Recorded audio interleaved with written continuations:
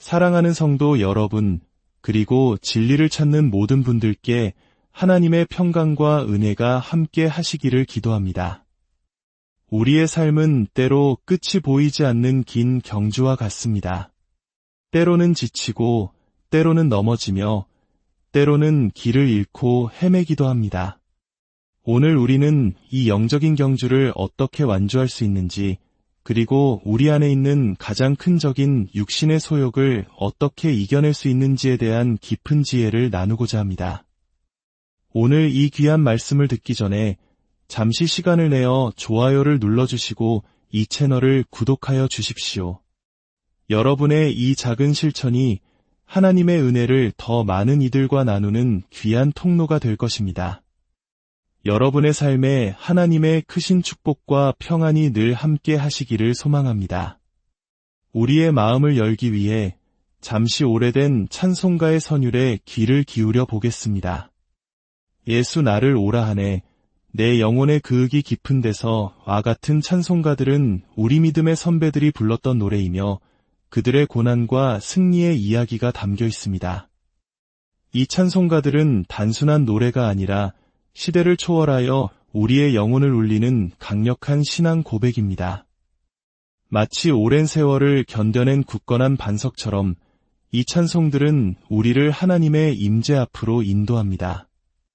어젯밤 이곳에서는 놀라운 하나님의 역사가 있었습니다. 심한 피부병으로 고통받던 한 어린 아이가 있었습니다. 아이의 부모는 간절한 마음으로 아이를 데리고 나왔고 우리가 함께 기도했을 때 주님께서는 그 아이를 만져주셨습니다. 아이는 더 이상 가렵지 않다며 기뻐했고 그 작은 얼굴에 번진 평안은 우리 모두에게 살아계신 하나님의 능력을 증거했습니다. 또한 수십 년간 목회하며 시카고에서 가장 큰 다민족 교회를 섬기는 한 목사님의 간증도 있었습니다. 그는 16살의 어린 나이에 아무것도 없이 단 16명의 성도와 함께 허름한 상가 건물에서 목회를 시작했습니다. 수십 년이 지난 지금 그의 교회는 6,000명의 성도가 모이는 큰 교회로 성장했으며 놀랍게도 모든 건축 빚을 갚고 하나님께 온전히 봉헌되었습니다. 그는 과거 아프리카 집회에서 제가 했던 예언을 기억했습니다. 오늘 $10,000를 헌금하십시오. 그러면 당신의 교회는 모든 빚에서 자유롭게 될 것입니다. 당시로서는 불가능해 보이는 일이었지만 그는 믿음으로 순종했고 하나님께서는 $10,000의 빚을 갚는 기적으로 응답하셨습니다. 이 모든 기적과 간증들은 오늘 우리가 나눌 말씀에 살아있는 증거입니다. 바로 로마서 8장의 말씀입니다. 오늘 우리가 함께 깊이 묵상할 말씀은 로마서 8장 12절에서 14절입니다. 그러므로 형제들아, 우리가 빚진 자로 돼 육신에게 져서 육신대로 살 것이 아니니라. 너희가 육신대로 살면 반드시 죽을 것이로되 영으로서 몸의 행실을 죽이면 살리니 무릇 하나님의 영으로 인도함을 받는 사람은 곧 하나님의 아들이라. 이 구절은 우리에게 5가지 중요한 사실을 가르쳐줍니다. 첫째, 이 말씀의 대상은 바로 우리 믿는 자들입니다. 둘째, 육신을 따라 살면 죽음에 이른다는 두려운 경고가 담겨 있습니다. 셋째, 성령을 통해 몸의 행실을 죽여야 하는 우리의 의무를 말합니다. 넷째, 이 싸움을 홀로 하는 것이 아니라 성령이라는 돕는 분이 계심을 알려줍니다. 그리고 마지막으로 이 의무를 다할 때 살리라는 생명의 약속이 주어집니다. 사도 바울은 형제들아 라고 부르며 이 말씀을 시작합니다. 이것은 불신자들에게 하는 말이 아니라 이미 그리스도 예수 안에 있어 정죄함이 없는 우리 성도들에게 주시는 말씀입니다. 그런데 왜 바울은 이미 구원받은 우리에게 육신대로 살면 죽을 것이라는 무서운 경고를 하는 것일까요? 그것은 우리의 신앙 여정이 구원받는 순간 끝나는 것이 아니라 천국에 이르는 날까지 계속되는 영적 싸움이기 때문입니다. 제가 어릴 적 이스라엘의 한 가톨릭 학교에 다닐 때 프란치스코의 수사님들께 교육을 받았습니다. 그중 한 수사님은 운동장에서 달리기 시합을 하는 저희에게 경주에서 이기는 3가지 규칙을 알려주셨습니다. 첫째, 옆 사람을 신경 쓰지 마라. 둘째, 결승선에 눈을 고정하라. 셋째, 절대로 포기하지 마라. 이 3가지 규칙은 우리의 신앙생활에도 그대로 적용됩니다. 다른 사람의 신앙생활과 나를 비교하며 낙심할 필요가 없습니다. 우리의 시선은 오직 결승선이신 예수 그리스도께 고정되어야 합니다. 그리고 어떤 어려움과 시험이 닥쳐와도 결코 포기해서는 안 됩니다. 신앙의 경주는 오래 달릴수록 더 힘들어집니다. 제가 1972년에 처음 구원받았을 때 저는 예수님께 완전히 미쳐 있었습니다. 매일 밤 교회에 갔고 주일에는 오전과 오후 2번의 예배에 모두 참석했습니다. 저의 아버지는 제가 정신이 나갔다고 생각해서 정신과 의사에게 저를 데려가기까지 하셨습니다. 그 시절에는 모든 것이 기쁨이고 은혜롭고 쉬운 것처럼 느껴졌습니다. 갓난아기를 부모가 안아서 돌보듯 하나님께서 저의 모든 걸음을 안아서 인도해 주시는 것 같았습니다. 하지만 50년 가까운 세월이 흐른 지금 저는 이 경주가 결코 쉽지 않음을 고백합니다. 수많은 영적 전투를 치렀고 그 상처들이 제 몸에 남아 있습니다. 신앙이 연륜을 더해갈수록 하나님은 더 이상 우리를 아기처럼 안아주시지 않습니다. 이제 내 힘으로 걷고 내 힘으로 달려라 라고 말씀하십니다. 바로 이때 우리에게는 그 어느 때보다 성경 말씀과 성령님의 도우심이 절실히 필요합니다. 오늘날 우리는 수많은 사람들이 믿음에서 떠나가는 배교의 시대를 살고 있습니다. 저는 여러분 중 누구도 그 대열에 합류하기를 원치 않습니다. 오히려 시간이 지날수록 더욱 강하고 견고한 믿음의 사람으로 서기를 축복합니다. 바울은 우리가 육신에게 빚진 자가 아니라고 말합니다. 우리는 세상이나 육신에게 아무것도 빚지지 않았습니다. 오히려 우리를 위해 자신의 생명을 내어주시고 우리 안에 성령을 보내주신 하나님께 모든 것을 빚진 자들입니다. 우리의 생명, 우리의 존재, 우리의 모든 것은 그분의 것입니다. 예수님께서 그의 피로 우리를 사셨기 때문에 우리는 더 이상 우리 자신의 것이 아닙니다. 고린도전서 6장은 말합니다. 너희 몸은 너희가 하나님께로부터 받은 바 너희 가운데 계신 성령의 전인 주를 알지 못하느냐? 너희는 너희 자신의 것이 아니라 값으로 산 것이 되었으니 그런즉 너희 몸으로 하나님께 영광을 돌리라. 우리는 하나님의 작품입니다. 에베소서 2장 10절은 우리가 그리스도 예수 안에서 선한 일을 위하여 지으심을 받은 자라고 말합니다. 그리스도인의 삶의 진정한 기쁨과 흥분은 단순히 평안과 기쁨을 누리고 천국에 대한 확신을 갖는 것에 그치지 않습니다. 그것은 시작일 뿐입니다. 기독교 신앙의 진정한 여정은 날마다 그분의 형상으로 변화되어 가는 것입니다. 이것이야말로 우리 삶의 가장 위대한 모험입니다. 그렇다면 우리가 싸워야 할 육신이란 무엇일까요? 성경에서 말하는 육신은 우리가 세상에 태어날 때부터 지니고 있는 타락한 본성을 의미합니다. 이 죄의 본성은 아담의 불순종 이후 모든 인류에게 유전되었습니다. 하나님께서 처음 아담을 창조하셨을 때는 그 안에 악한 본성이 없었습니다. 하나님 보시기에 심히 좋았더라고 하셨습니다. 그러나 아담이 불순종했을 때 죄가 세상에 들어왔고 그 타락한 본성이 우리 안에 자리 잡게 된 것입니다. 이 육신의 생각은 하나님과 원수가 됩니다. 로마서 8장 7절은 육신의 생각은 하나님과 원수가 되나니 이는 하나님의 법에 굴복하지 아니할 뿐 아니라 할 수도 없음이라고 말합니다. 이것은 단순한 적이 아니라 결코 화해할 수 없는 원수 관계를 의미합니다. 인간의 마음속에 있는 이 악한 본성이 얼마나 깊은지 아십니까? 요한계시록을 보면 마지막 때에 두 증인이 죽었다가 온 세상이 보는 앞에서 다시 살아나 하늘로 올라가는 기적이 일어납니다. 그러나 사람들은 그 놀라운 광경을 보고도 회개하지 않고 오히려 하나님을 증오할 것입니다.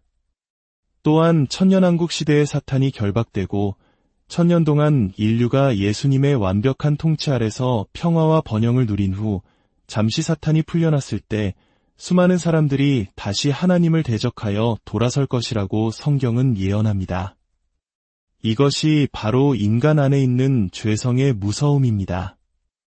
그러므로 우리는 이러한 어둠에서 우리를 건전의 빛으로 인도하신 하나님의 은혜가 얼마나 큰지 깨달아야 합니다.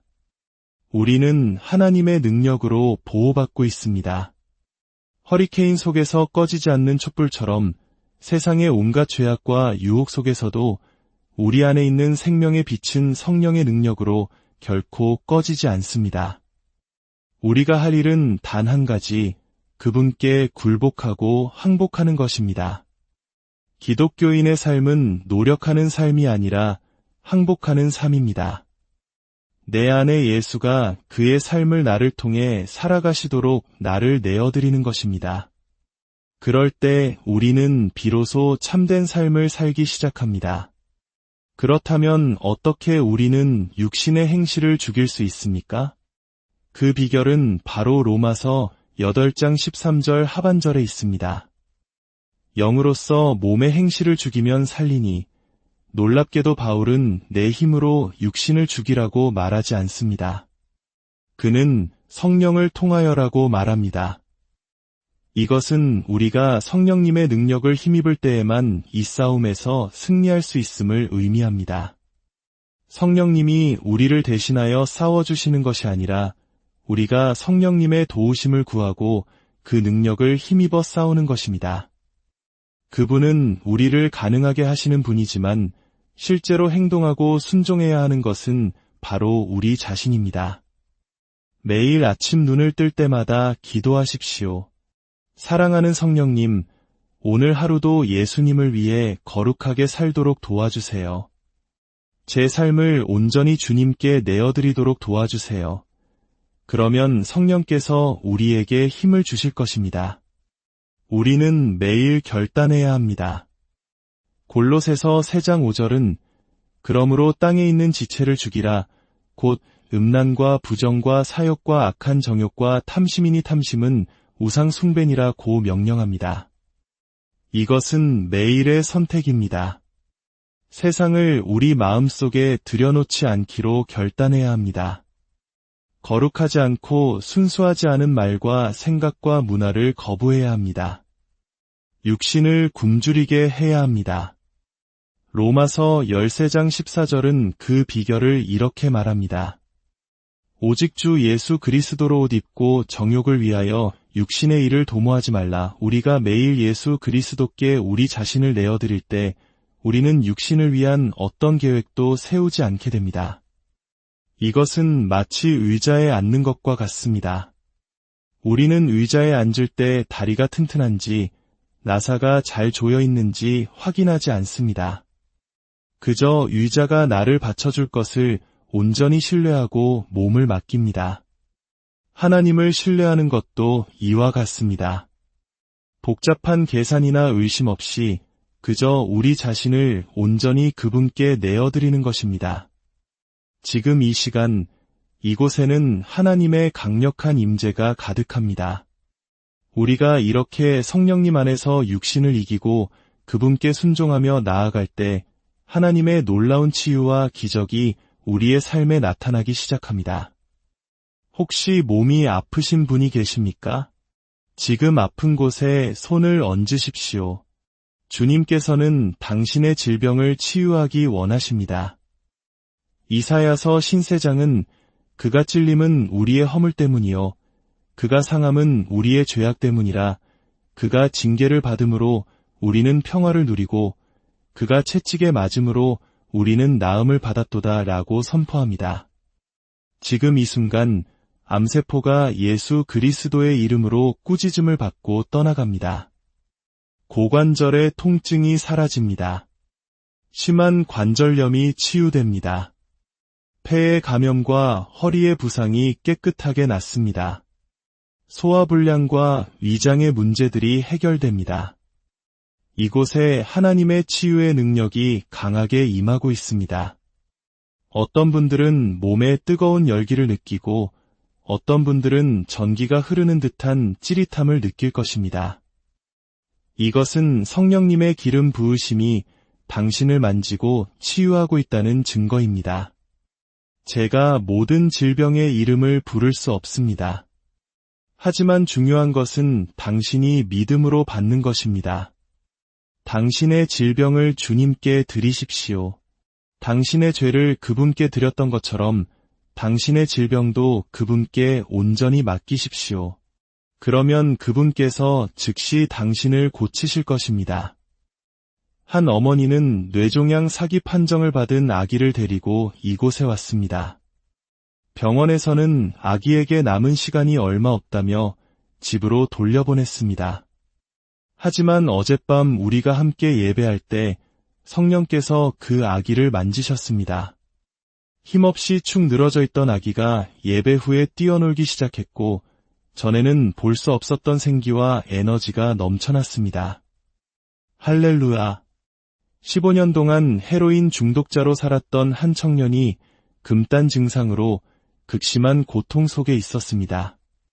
그러나 오늘 성령께서 그를 만지셨고 그는 모든 중독에서 완전히 자유롭게 되었습니다. 예수 그리스도의 이름에는 능력이 있습니다. 한 가족이 강단 앞으로 나왔습니다. 그들의 아들은 자폐증과 심장병을 앓고 있었지만 성령의 불이 임하자 온몸이 뜨거워지는 것을 느꼈습니다. 주님께서 이 가정을 만지시고 새로운 사명을 부어주십니다. 온 가족이 성령의 능력 아래 쓰러지며 깊은 임재를 체험합니다. 이 모든 기적은 단 한 가지 사실을 증거합니다. 예수님은 살아계시며 지금도 우리 가운데 역사하신다는 것입니다. 이제 말씀을 맺으려 합니다. 사랑하는 여러분, 오늘 이 자리에서 주님께 약속하십시오. 다시는 세상으로 돌아가지 않겠다고 결단하십시오. 단 한순간도 뒤돌아보지 않고 오직 앞에 있는 푯대를 향하여 달려가겠다고 다짐하십시오. 십자가는 항상 내 앞에, 세상은 내 뒤에 있음을 선포하십시오. 이제 두 손을 높이 들고 주님께 고백합시다. 주님, 저는 주님께 제 삶을 온전히 드립니다. 뒤돌아서지 않겠습니다. 제게 생명의 말씀이 계신 주님을 떠나 어디로 가겠습니까? 주님만이 나의 삶이시며 나의 모든 것이십니다. 영원토록 주님만을 따르겠습니다. 사랑하는 주님, 오늘 이 자리에 모인 모든 당신의 자녀들을 축복하여 주시옵소서. 이들이 세상으로 돌아가지 않고 믿음의 경주를 끝까지 완주할 수 있도록 성령께서 힘과 능력을 더하여 주시옵소서. 시험과 유혹으로부터 지켜주시고 넘어질 때마다 다시 일어설 용기를 주시옵소서. 이들의 남은 생애가 오직 주님의 영광을 위한 거룩한 산제물이 되게 하여 주시옵소서. 우리 구주 예수 그리스도의 이름으로 간절히 기도드립니다.